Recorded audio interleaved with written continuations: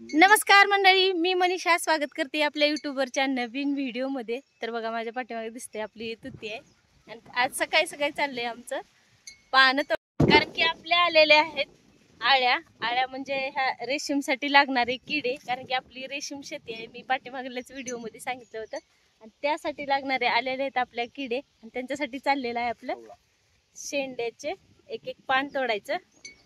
तर बघा वातावरण किती भारी झालं बघा, नुसतं आभाळ येले पण पावसाचा काही पत्ता नाही। 1 महिना झाला कंप्लीट पाऊस नाही। इकडे त्यांनी धरलेले 2 ओळे आहेत आणि माझं इकडे चाललंय पानं तोडायचं।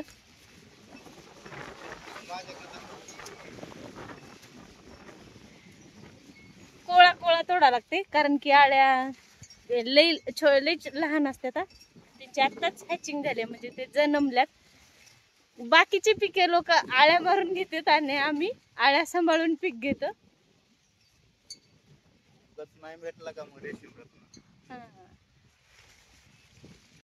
तर बघू शकता आम्ही तुम्हाला सकाळी म्हणलेलं की नुसतं आभाळ येले आणि पळायला लागले। तर आता आमच्याकडे झालेला आहे थोडा पाऊस।